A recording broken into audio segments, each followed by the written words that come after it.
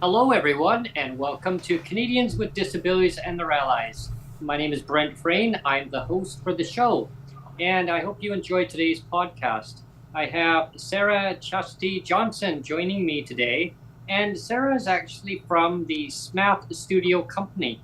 I'm going to get Sarah to describe and tell everyone what she does within her company. It's such a great pleasure, Sarah, for you joining me today on our show. Welcome. Hi, Brent. Nice to meet you. Nice to meet you too. What things do you smash in your studio? It's actually dark-rooted, so but I can get into that story after. What it is essentially is a social enterprise. So we offer kintsugi infused, which kintsugi means loosely, it actually technically means golden joinery. So to join with gold, it's a precious element in a Japanese philosophy. So they respect and value more their broken ancestry, essentially. So it's the practice of using golden lacquer with putting together pottery pieces. So in playing off that,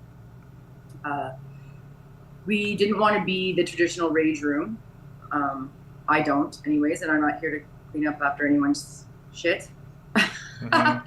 I've done that my whole life, being a product of domestic violence, born into and latter in life. So I was thinking about it and was like how can I make this into something? Because I had started a program at a Queen's University called We Can, and the government was funding people with disabilities to create these programs. And so I had taken an incubator for entrepreneurship.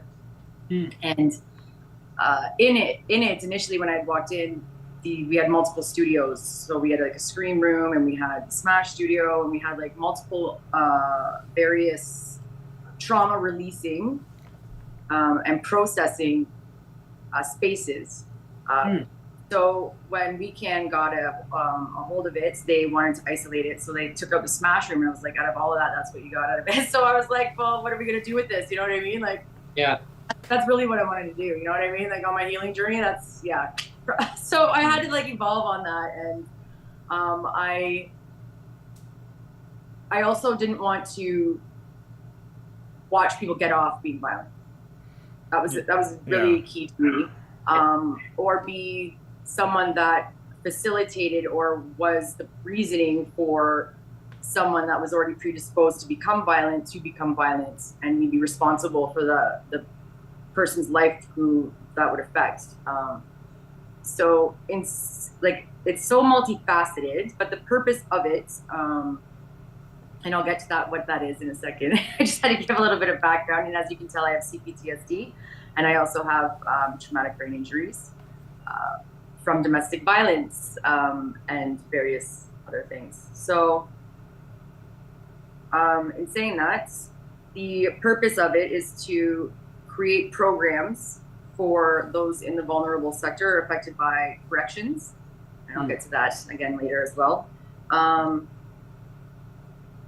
To be able to give them projects to come on and do and be paid to do. The purpose is to with these projects, put them in the images for modeling and their actual art pieces, because together they make a large, massive mural. So everyone that does a specific insert, and together it becomes a mural. So that what happens, or what comes from that, are the broken plates. So that's what the Smash Studio is. We have Smash sessions, various Smash sessions, whether it be aggressive or a more slower pace, to be able to process things and highlight your scars. And we create fine art doing both. So whether it's the aggressive or the slow paced. So the broken plates that the community breaks when we go out and do events to bring suicide prevention awareness is not only a call to my fellow brokens. They're just my fellow lost people. I was someone called me a lost girl once, ironically, where I was all of my trauma essentially had unraveled from my whole life.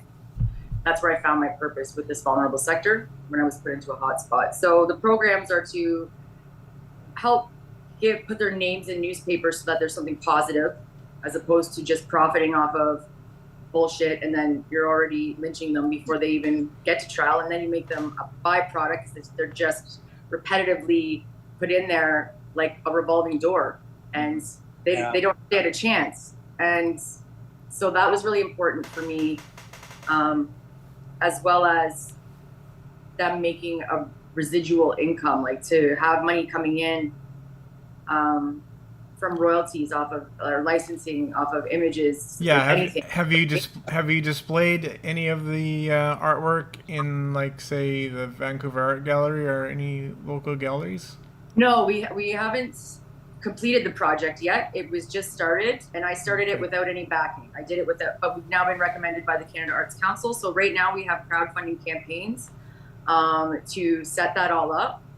Because I am fully abled, I have alternate abilities. And so in saying that, I'm unable at this time. And that's not to say that I haven't previously been, prior to being knocked in the head a few times,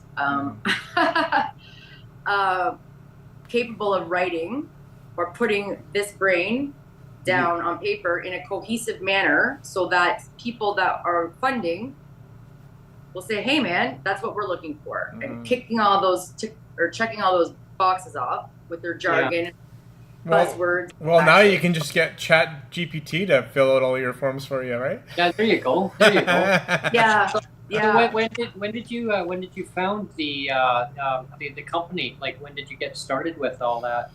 So I actually had run a community center basically out of my home. I was put into a hotspot in Chatham, Ontario, and then I noticed people were like cooking in the stairwells, and I just kept thinking, like, where's your mother? And I have to admit, like, I come from this same demographic, so, but I never thought of myself as that demographic, and so and I believe that a lot of humans walk around this planet and, like, you know, they judge and they sit there and say, it's just disgusting. Actually, I just can't even get into it because I'll be irked about that. So.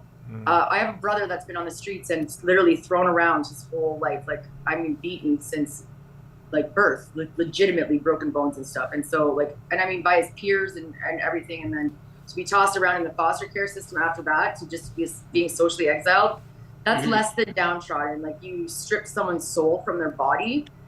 And I can't express how badly that kills me. And, I didn't want to leave him out there on the streets, and the drug poisoning was happening. And I knew that he was a good kid, that he wasn't violent like the rest of them that I had now been exposed to. And ironically, I was on trial for sticking up for my own life is how I got put there. So, like, you want a backstory. Like I said, I grew up in domestic violence, and I ended up stabbing someone that had broken into my house, but he had strangled me in the city that I had lived with him in prior. To me fleeing to this city, and I didn't know anyone. So that's what gave me the unique key and ticket to build trust with people that no one would ever have access to living in the other world, because it is two different worlds. It is two worlds. And so in that duality, I had brought them together in Chatham, Ontario, after I had left up here to Kingston to learn the arts, to bring it back to them. Because I had started doing workshops out of my pool house that I was renting in Chatham. So that would have been 2018, 2017. But I ran the community center out of my home on 10th Street in Chatham in 2016 to 2017. Mm-hmm. Wow. So that happened. Yeah. So they would come in and they would say like, "What's on the menu tonight, Street Ma?" And that's what they would call me. They would chop the vegetables and they had to sit at the table. Man, they set the table. Yeah. They were if you give them something to do, they want to do it. They want to show you that they can do it. And so that's what's really important here, is to give people a voice, but to give them the pathways to be able to do so on their terms, and so that they can transition because we've all transitioned without us even realizing it. So, yeah, and you've mentioned domestic violence, and actually that's a really huge key thing that is happening to a lot of people in the PWD disability community. Because you're down there. You're down there. And it's because our provincial governments don't think it's a big deal. Like, they don't want to encourage. They pay the support. That's what they do. They pay for the workers, the caseworkers, the nonprofit. That's what they're funding. It's not to fund us to get out. And those jobs are only 9 to 5. And that's where my problem is. And they're not there for my best interest. So moving on with that, I have a little story to tell you, because I've been independent my whole life. That's the only thing that literally allowed me to escape. Literally, like with death threats, like it's no joke when you have people that are that violent do things like that. And I used to be an exotic dancer from the age of 19 to 30. Good gods. One of my girls out there will tell me, I'm sure of it. So, but in saying that, you hear and you're around violence, essentially, but we're protected from that in those environments, which is ironic, because going out when you're placed there on the streets, and I actually made a video about this, I didn't post this morning, about how they put people with developmental disabilities down there with these fucking predators. Excuse my language, guys. Sorry, you're gonna hear a couple more bleeps, and it's live, so they're not gonna be able to bleep it out. It's okay. It's okay. All right. We're used to it with we're used to it with Dan already. If Dan is listening. You stay in the jar there, Dan. And, more money in the jar, yeah. It's all good. See, I love it. You guys are more accepting than that's what the show's about. It's all about lived experience and people talking about what they're going through, right? No, but this is what I'm saying is, like, with the provincial governments, they don't respect autonomy or the programs. They use us. Yeah, they use us for the research. They use us to train their students. They use us for to provide life. And I don't think people with disabilities, and it irks me, realize exactly how valuable they really are. Yeah. Because every single one of us sat there and said, wait a minute, we do have value. Yeah. And didn't wait for somebody to go and speak for us. But everybody literally banded together and stood up at the exact same time. Because I'm going to tell you something, it really irks me, because I literally do art now for these environmentalist groups and stuff.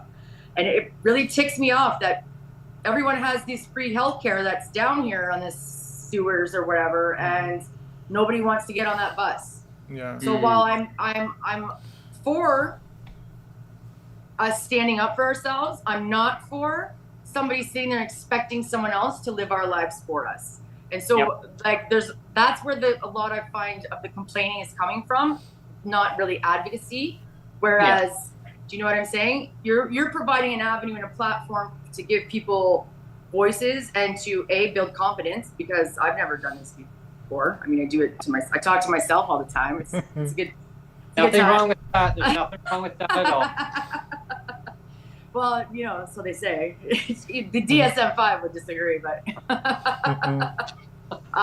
But yeah, that's funny that you touched on that about where they put people with disabilities, and I mean disabilities to the point where they're not going to pass a grade 9 math exam. Yeah. They're not going to pass a grade 9 English exam. Why are you putting them down here? But yet you get to pay a mortgage and you get a car. We can't even get a credit card. Like, I'm just confused here as to where this line is. And then you get upset when we want to alter from or deviate from those plans, and then you cut us off. Well, you didn't want this, but now you've already wrecked this, and so now like you got no rent record, you've got no this, you've got no that, and they don't tell you this. There's no transparency, and so you're like trusting these people with your life, essentially, because most people that go on it later in life have no idea, and neither do the ones actually born into it. They have no idea of the actual ownership and what rights they do not have under these agencies. And it's absolutely atrocious. And I can't even tell you how, I thought I did die. I literally died. I shed skin. I did a battle cry on the floor. I dissociated. I like had snuck out of my nose. I was so devastated about how I have been fighting from this type of violence to become safe and find safety within my life at least once before I go out. And honesty, and to find out that every entity within the entirety of your life literally just tossed you to the wolves and didn't give two shits. It's just absolutely, I can't even tell you about how painful that was. The movie Maleficent comes to mind when she lost her wings. That's literally what comes to mind, yeah. So, but there was a girl getting raped in my building. They had her locked in there for 3.5 days, and yes, exactly. And she doesn't think that there was anything wrong. Oh, wow. Yes, exactly. Because she was born into a family of addicts. And so that's what that's So bullshit. she just blames herself then? My brother's one. He blames himself. Oh, you can really? see the difference. Like, that's who deteriorates fast. If you notice when you go and, well, I guess you guys wouldn't notice, but I'm a very observant person. I always have been because I'm a survivalist by nature. But when you are down there, you can definitely see, but you have to be down there to see it. So like, I didn't realize why my brother would look through me. And then I realized I dissociate as well. So like, there's a difference between becoming suicidal and homicidal. However, in saying that, when you get to that point of, I like to use this word now. Someone taught me the word downtrodden, and I just keep throwing it everywhere now. So I'm gonna utilize the word downtrodden, but time that by we're gonna sound like old English people here. Right? Yeah, there we are. English lit class or something.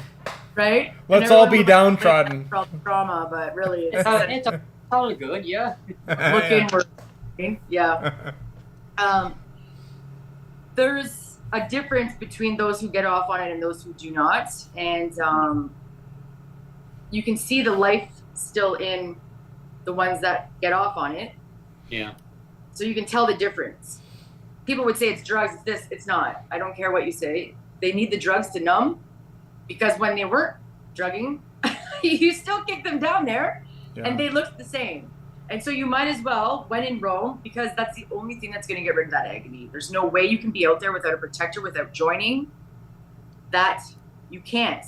You can't. Because they're going to be violent. They'll take you out, man. Period. Yeah. And every human body wants to live.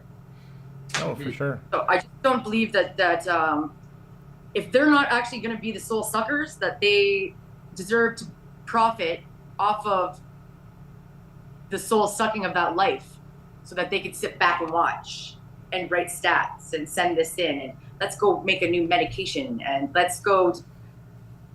If anybody in that demographic actually read, there is no medication that can help dissociative identity disorder at all. None. Zip, zero, zilch. None. Zip, zero, zilch. Trust. That's it, with one constant of a minimum of 10 years. And so, but yet they're all medicated. They're all medicated, and then they call them addicts. And yet, if you go outside here, and anyone that has a job, say as a teacher or as a retail worker or a bartender or owns a company, or they're snorting cocaine off strippers' asses, and they're taking medication. You know what I'm saying? And they're drinking box wine, like, but they get to have freedom. So like, I'm confused here that who the real addicts are, and I'm confused here as to like how the whole planet's not waking up yet. Like, but that's why I'm here, I guess. Yeah. Well, we talked about. Oh, sorry, Brent. I was just going to say that we kind of talked about this on the last show, or maybe the show before too. I made the point, when the pandemic first hit, you had you had the premier here and the health authorities stand up and For say, photo op? yeah, and say, well, Yeah. you know, isn't this sad that we lost, 10 people died today. And like I said, at the time when we talked about it the first time, I said it's not to minimize, that there were real deaths and real tears and everything. So I don't want to minimize it, but it just seemed very hypocritical that the government can say, these people here matter because they're dying from COVID, but 30 years of abuse of people with disabilities or people that are homeless and struggling on the streets, we've ignored them for 30 years, and there's been no cheers for them. So, and of course, that's where. But humans have to hate. They have to have a duality. Humans have to have both sides. So it's an excuse for them because, God forbid, if they didn't have anywhere to outlet that other piece of their duality, because every single human is both. If they didn't have that, then they would take it and it would internalize into their own unit, and that's what would happen. It would seep into their own. So many times that there's people have reasons why that they're on the streets. There's reasons why that they're homeless, but the government will put it all. The government made that. The people made that. Actually, their policies and their procedures. It's all policy. It's all policy driven. Yeah. But that's what protects them from their job. That's what protects them. So they don't have to be accountable. But who has to be accountable? We have to be accountable. So I'm accountable. So I'm getting punished for someone's statement, not actually the actual trial transcripts. Is that what you're telling me right now? Because he admitted in there, and the evidence showed that literally he wasn't wearing pants when he stabbed. So do you know what I'm saying? It was just all. Yeah. So now, so I proved that he raped. It just doesn't. It didn't make any sense. It didn't make any sense. And so that's what I'm saying when I say smoke and mirrors, boys. I'm saying that everything is a photo op, and if you get the masses to follow, you can change anything, and that's it. And that's what I would like to say out there to anybody with disabilities, that if you feel like there's no way to get out, you have a story to tell. Yeah. Every single one of us. And that is whether it's tragic or even the happy moments. Exactly. You have something to say, so fucking say it. And if you need someplace to help you do that, that's where we come in. And you always share the lived experience, Brent. That's always a big thing with you, right? Is sharing lived experience, but it just seems that I don't know. There's no appreciation government-wise that people have different stories and different lived experience, and the way we have our social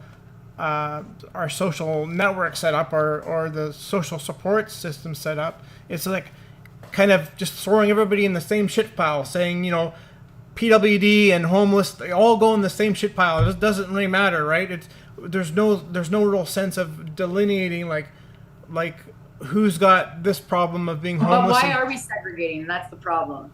So if we banded together, we could fucking move mountains. That's one. Two, playing off on what you just said, and my brain just went into a different altar. I can tell because I can't get at it. Sorry. So. Okay. Sorry. I go through that too. So what people are understanding too is that when people say give more money to people with disabilities, wording is very key. Yeah. And if you do your research on jargon and read actual, so for example, I wanted to know what my life expectancy was because I thought A, this was crazy. B, way too much violence, and I know what brain what do you know what I'm saying? And I didn't want to. I wanted to know how much time I had left to save my life. Essentially, was exactly why I started doing research. Mm-hmm. And then so when I looked and I just said, how many years comes off of life later in life to someone that's was in a domestic violence situation and they were strangled to death, but came back. And so then that came up and that said, this takes this many years off your life. And I said, oh shit, okay. So then how many years, what happens if they were born into childhood? Before the domestic violence later in life, they were 20 years automatically off. And I'm like, holy fuck. So I'm going 20, 40. My dad died at 54. Jesus Christ, Sarah. So then my brain was in hyper mode. It was Matrix. It was the movie The Matrix. I can't even nothing else I could say except for downloading. And it was dying for the information. And it was so putting and what it was doing is that it was attaching itself to my walk. throughout Wow. my whole life of every time that I sat there and said that I was injured and no one listened, or they sat there and said, there's nothing wrong with you, take her home. And yet I'm reading all of this medical like dissertations and theses and all of these things, which is, that's where I'm playing about where you're saying about lived experience, Neil.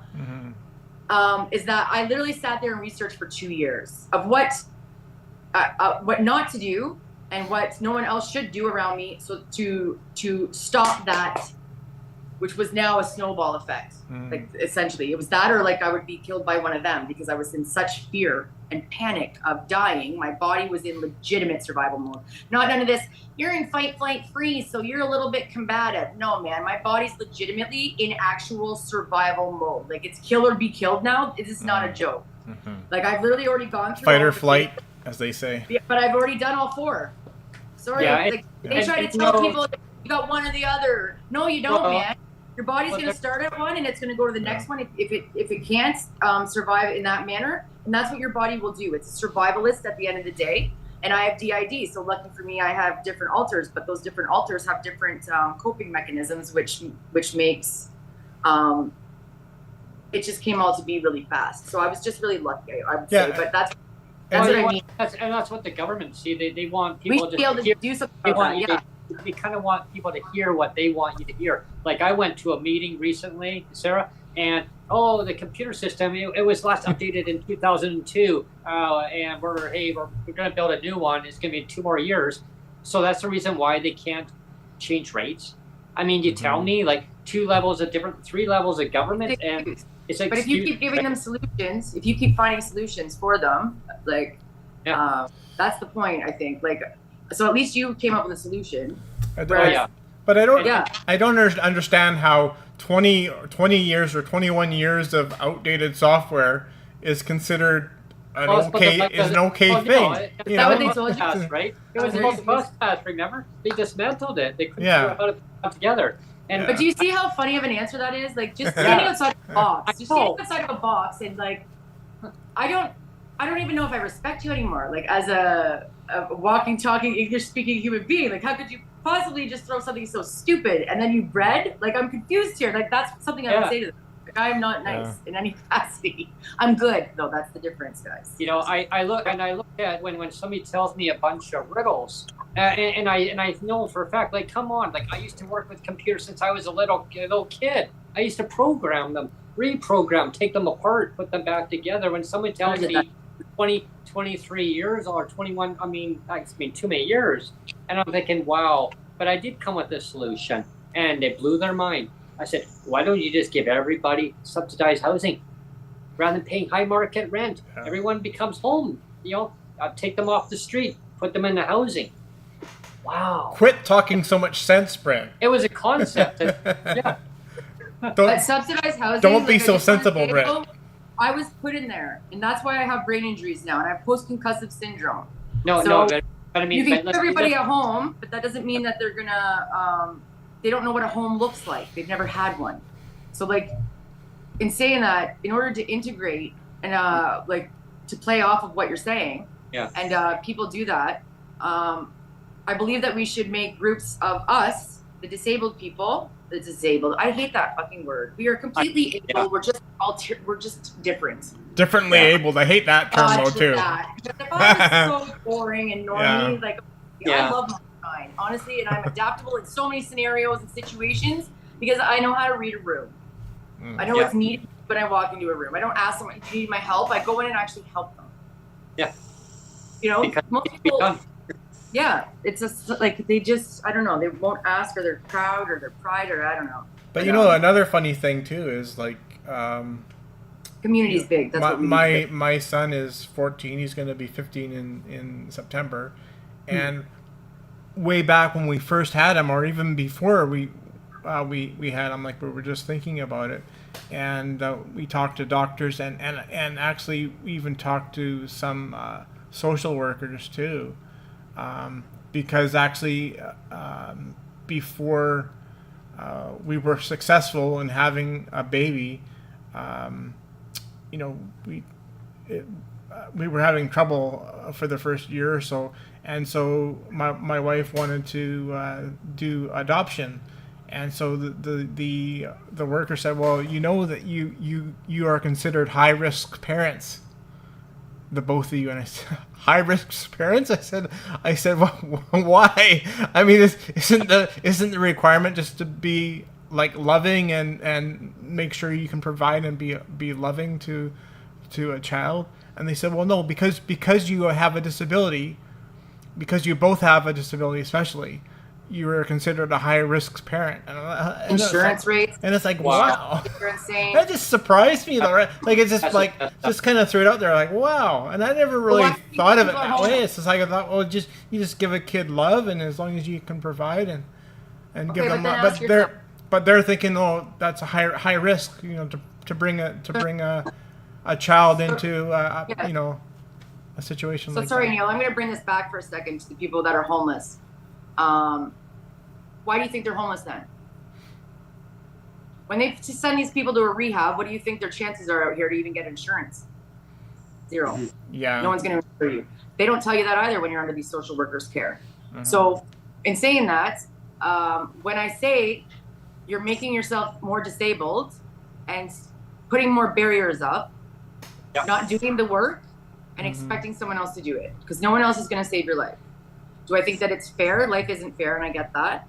However, I don't believe that people that have been downtrodden their whole lives and like literally forced onto the streets, like literally because they don't have a family and they don't have anyone that loves them, and that's just a fact. Like I don't have one family member that reaches out to say hi to me. We have a comment live from Ellen. Oh well, he's typed in a comment in the chat, and so shout out to Alan, and he says, I hate being seen for my disability and not a person like these social workers talk as if I'm a mute, like, excuse me, but I have a brain, laugh out loud.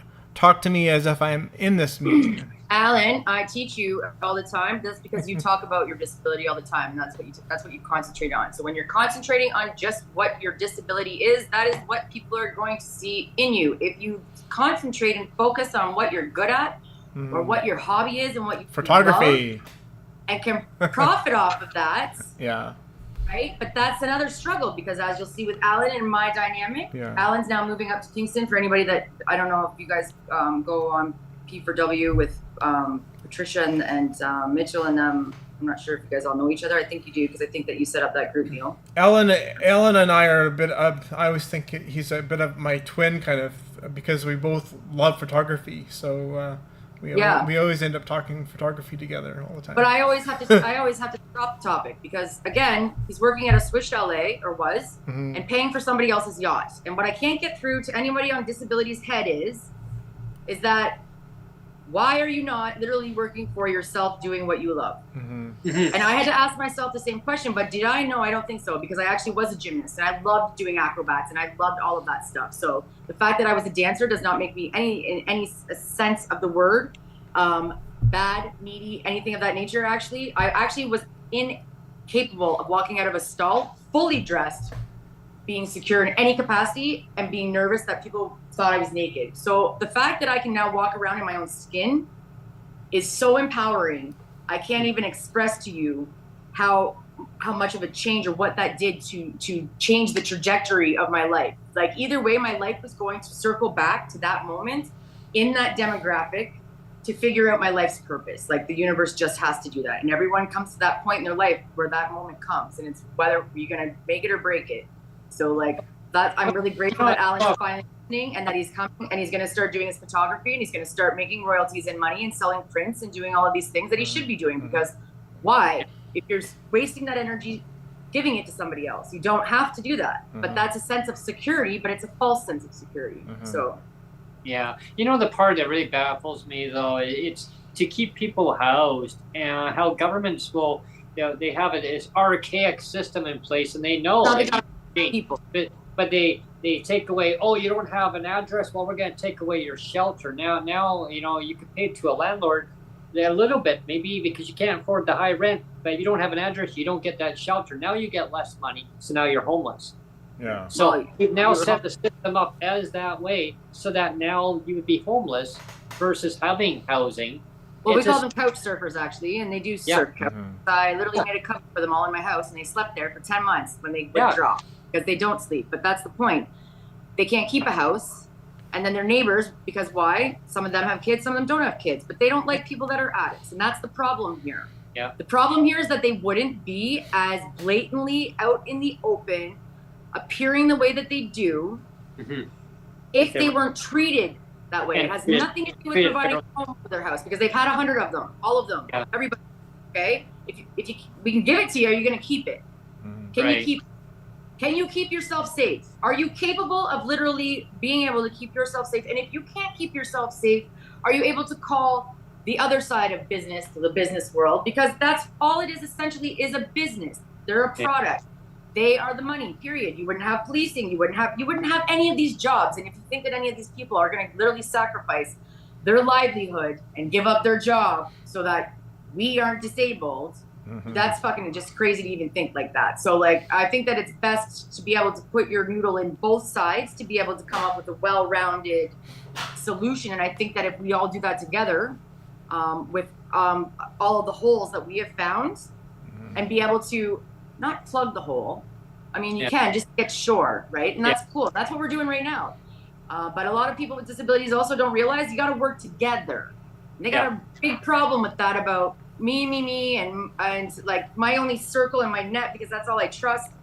Whereas the people on the streets, they just like, they walk in and just, can I shower? And I'm like, okay. I don't think I've ever had anyone ask that. Do you know what I'm saying? Like, sure. Do you want to go in my closet? That's really tough, but sure, okay. You know what I mean? They really put their trust out there, but you can lose it just as fast. So when you're repeatedly trusting people that let you down, and they have no other option but to let each other down.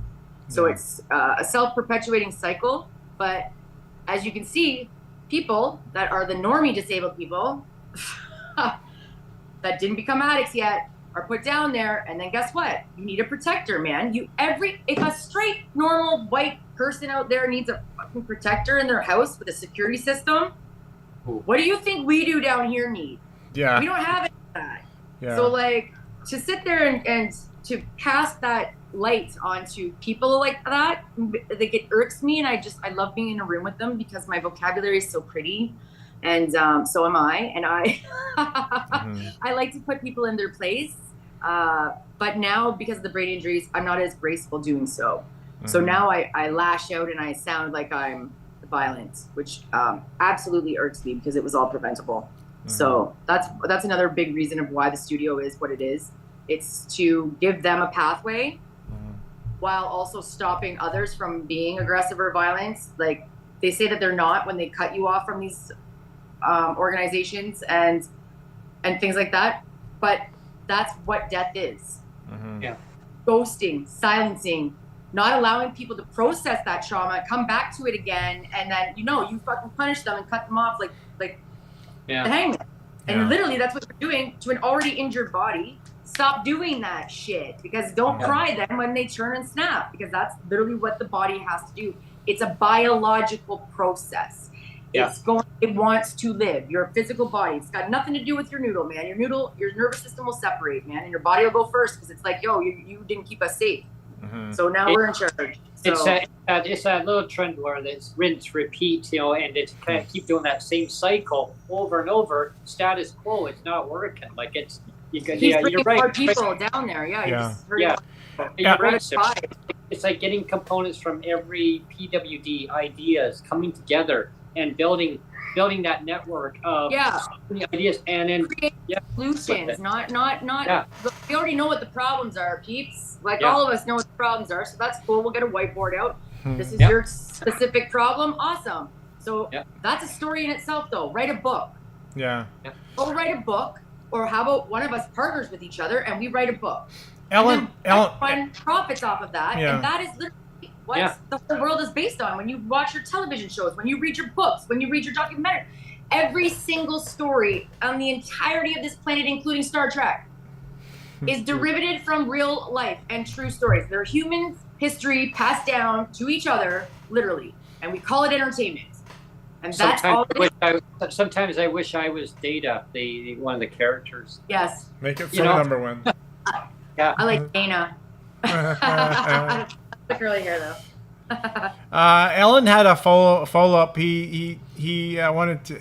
He basically explained himself a bit more. He said, "Of course he did." Well, he says the reason he took the job is because of self-esteem. But he says, it's because that's what he's used to, right? He's used to working. But he said also too, the money, of course, helped him invest in the camera gear, which is important, right?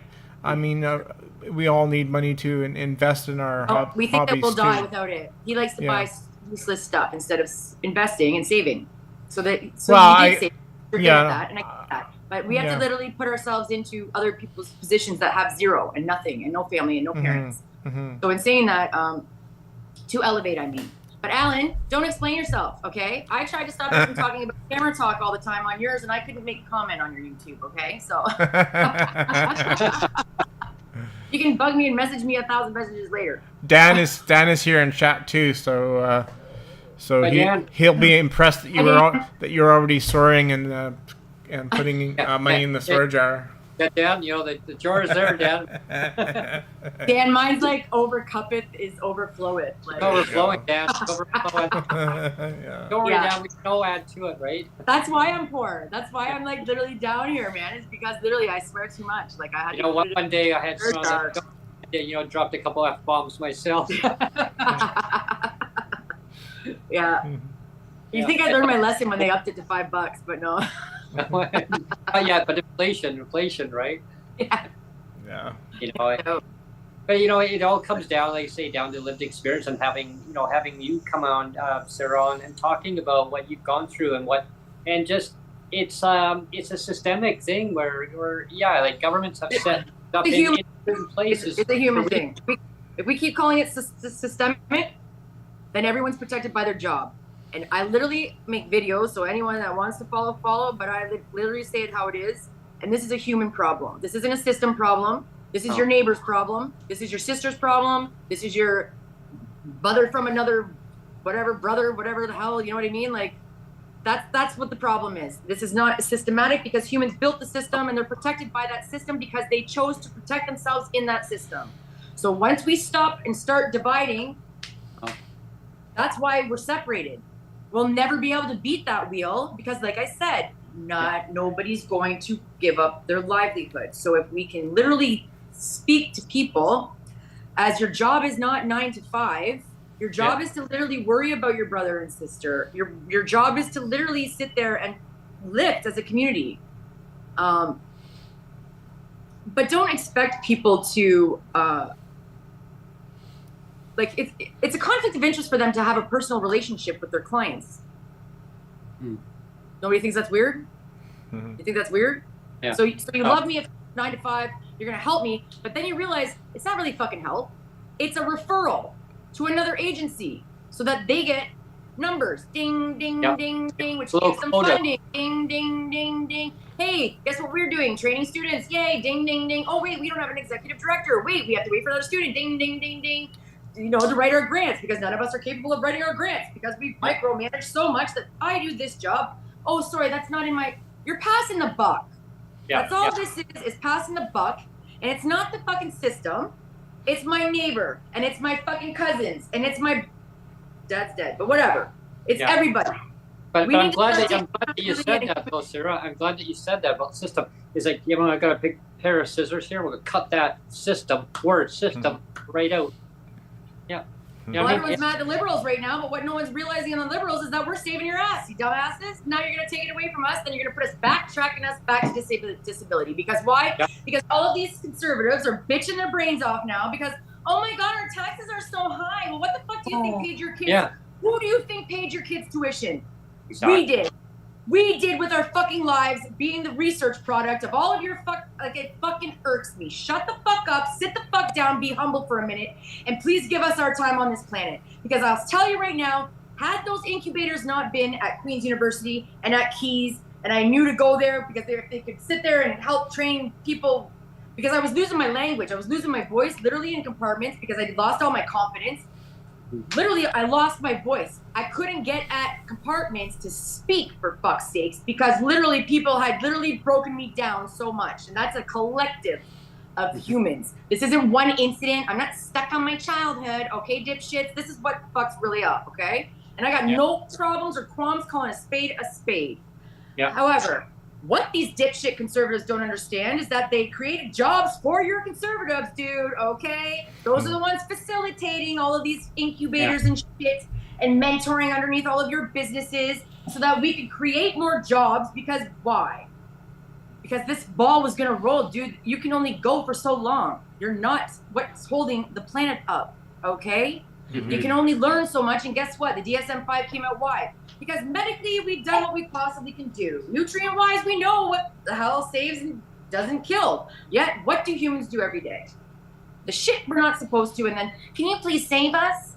You know? Yeah. Well, then don't put us that were born with it down here in the gutter, man, or you get down here. How about that? You come down here for a week and tell me if you don't even leave with this attitude, because I assure you it took a lot of years for me to pick up this mouth, man. I never even said the word shit till I'm 24 years old in front of my mother. And I spelt it out, and I still felt guilty about it. So I don't want to hear anybody, well, that's why you don't get help, is because you talk like that, and that you present yourself to the world like that, and I will literally knock you in the fucking throat. Because I'm so tired of listening to everyone just do, and nobody's doing nothing. It's nonsense. If you can type behind a keyboard and bitch about what rights that you're not getting and what money you're not getting, then you can fucking write your story and send it to me, and let's go fucking publish a book. Legit. And make money for yourself. I'm tired of hearing. We are. But I'm also tired of hearing the entitled assholes that are white privileged, suit wearing, whatever, straight people, because I have no idea why we have to sexualize or gender or what. Like, I do not even know where that just all came out of. Now everyone's disabled if they are. Well, let me tell you straight, peeps. Your alcoholism and your addiction and your patriarchy and your forcing that fucking solution is what caused that. Literally, all of your children's trauma is directly created by you. It is preventable. It is not genetic. The reason why they call it genetic is because you're still forming as a human body up until the age of 8 years old, and then you become an actual personality till 25 from life experiences. So when we all start becoming accountable for what we literally put out in the world as a butterfly effect, let alone, I'm hurting inside, please, I'm sorry that I'm violent. How about you just let it out for 1 second, and literally this whole planet can breathe, because everything has an effect from that cause. And that is a fact. And whether they believe it that it's not going to happen immediately within their bloodline, it's happening. So, well, that's a good. I think that's a good mic drop moment, because we're actually coming up against the clock here. Thank God. So we should start to wrap up a little bit. But that was good. No, that was very. Very, we'll talk later, guys. We'll just right out there. A video just like for fun though, and you guys, use them. Free advertisers. I always say you just have to say it from the heart, right? You just say it how it is, and that's it is, right? Sarah, I'd like to have you come back on another segment. We'll continue on. Yeah, good, because I'm sweating now. I'm so nervous, and I know I bring it up. Hey, it's all good. You just go with it, and that's right. You just let it out there, right? I mean, I always say just let it rip, Exactly. That's another reason why I get upset with them, is because they act like I've never overcome something in my life. Like, you're acting like this is the first time that and I'm not being strong enough.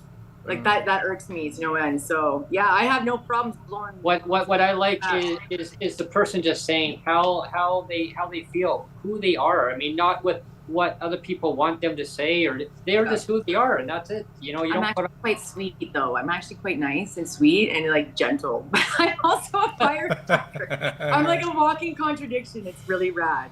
Hey. So will you send us flowers after the show? Absolutely. Some Tim Hortons for sure.